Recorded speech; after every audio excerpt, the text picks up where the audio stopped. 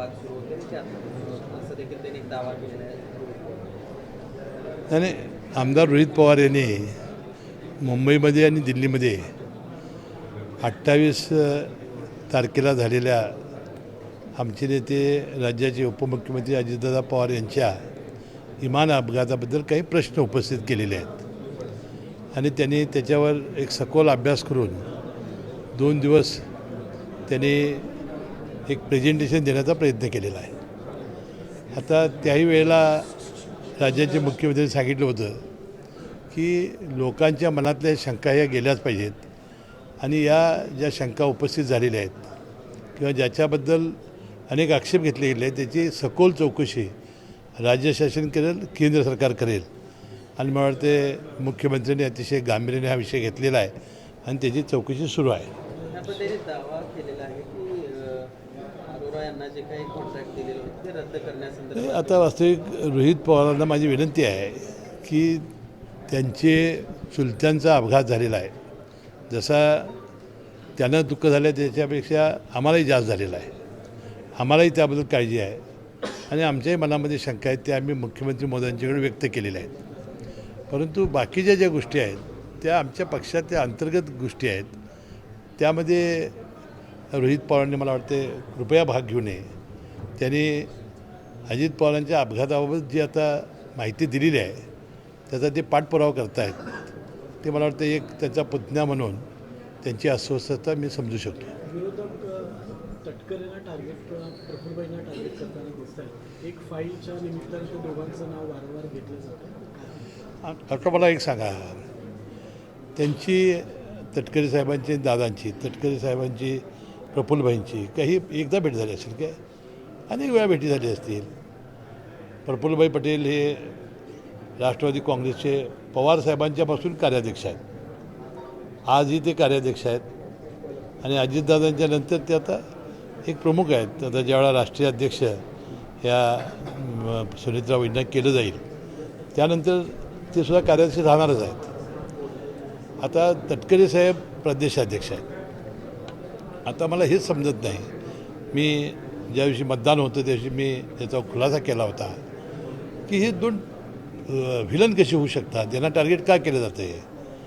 जर प्रदेशाध्यक्ष सुनील तटकरेच असतील आणि तेच आमदारांची मिटिंग बोलण्यासाठी त्यांना अधिकार असेल तर त्याची चूक काय आहे. राष्ट्रीय अध्यक्ष म्हणून प्रफुल्लभाई पटेल हे मुख्यच असल्यामुळं ते उपस्थित असणं किंवा त्यांच्यावर असणं हे गैर काय आहे. आणि म्हणून एकंदरीत पवारसाहेबापासून ही मंडळी तिथं आहेत, आजही ती होती. त्यामुळे विनाकारण त्यांना टार्गेट करण्याचा प्रयत्न ही मंडळी जे करतायत आणि आमच्या पक्षात अंतर्गत ते लुडबुड करतायत असं माझं मत आहे. दोन्ही राष्ट्रवादीच्या विलिनीकरणासंदर्भात मतप्रवाह दिसत आहेत. आपल्यातले देखील काही सहकाऱ्यांना वाटते की हे विलिनीकरण व्हावं. नाही हे बघा, आता विलिनीकरणाचा मुद्दा मी अनेक वेळा मांडलेला आहे की अजितदादा हे चर्चा करत होते. राष्ट्रवादी काँग्रेसचा कुठलाही नेता त्या चर्चेत नव्हता. त्यामुळं त्यांची चर्चा झाली नाही असा काय आमचा दावा नाही. आता सवाल काय की दादा गेल्यानंतर जी परिस्थिती बदललेली आहे. आता भारतीय जनता पक्षाला आपल्याला विश्वासात घ्यावं लागेल. त्यांचे याबद्दल मत काय आहे ते बघावं लागेल. त्याशिवाय आता सुनेत्रा वहिनी आणि त्यांचं कुटुंबीय त्यांना जे वाटते ते आता ह्या आमच्या पक्षामध्ये होईल. विलिनीकरणाचा जो मुद्दा आहे, समजा विलिनीकरण झालं असतं, अजितदादा आहेत असते विलिनीकरण झालं असतं तर सगळं राज्याचं नेतृत्व अजितदादांकडे देण्यासंदर्भातला काय विचार किंवा अशा काही चर्चा नाही ते काय मला माहिती नाही. मी नव्हतो ना चर्चेत.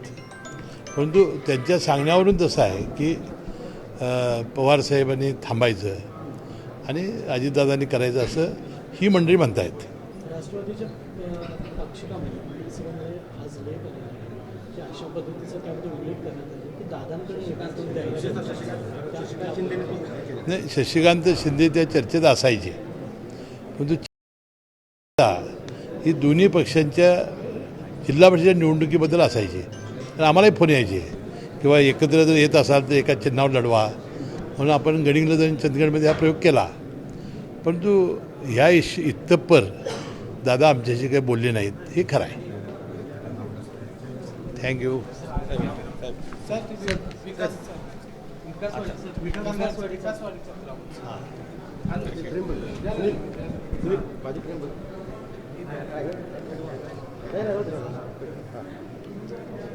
विकासवाडीला आंतरराष्ट्रीय दर्जाचं क्रिकेटचं स्टेडियम करण्याचा प्रस्ताव कोल्हापूर जिल्हा क्रिकेट असोसिएशनचे अध्यक्ष छत्रपती संभाजीराजे यांनी तत्कालीन उपमुख्यमंत्री कैलासवासी अजितदादा पवारांच्याकडे दिलेला होता.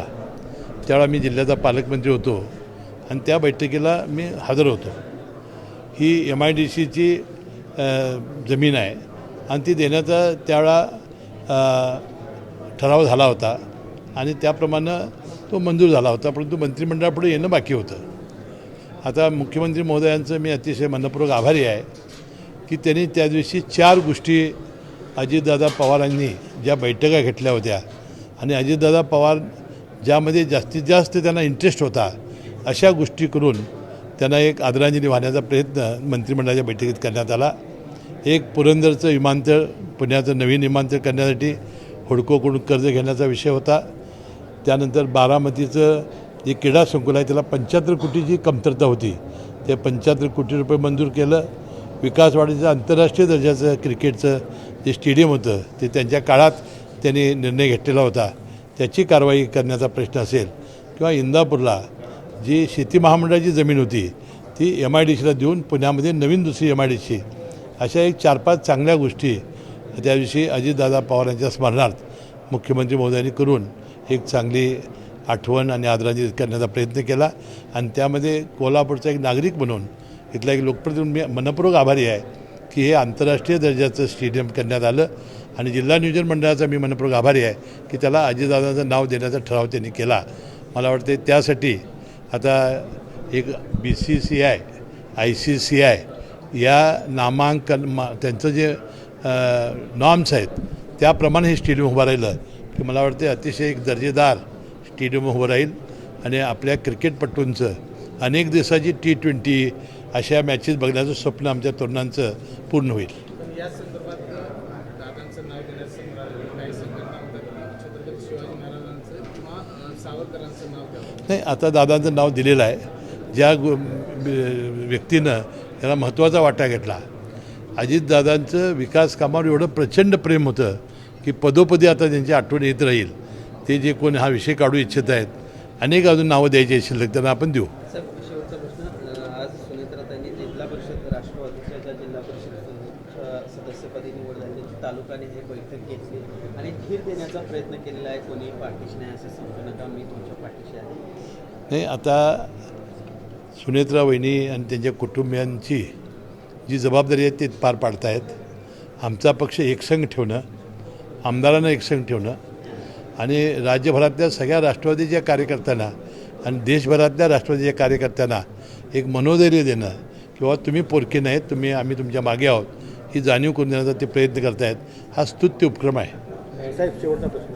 मुंबईमध्ये किंवा राज्यभरामध्ये मोठ्या प्रमाणावरती बांगलादेशी घुसखोर आहेत, ते खरं तर आल्याचं बोललं जात आहे. मुंबईमध्ये विशेषतः आता महापौर असतील किंवा इतर ज्या नगरसेवक असतील त्यांनी हा मुद्दा उपस्थित केला. काही दिवसांपूर्वी चौमॅने देखील हा मुद्दा उपस्थित केला. त्याची काय मला माहिती नाही, त्याची काय मला माहिती नाही.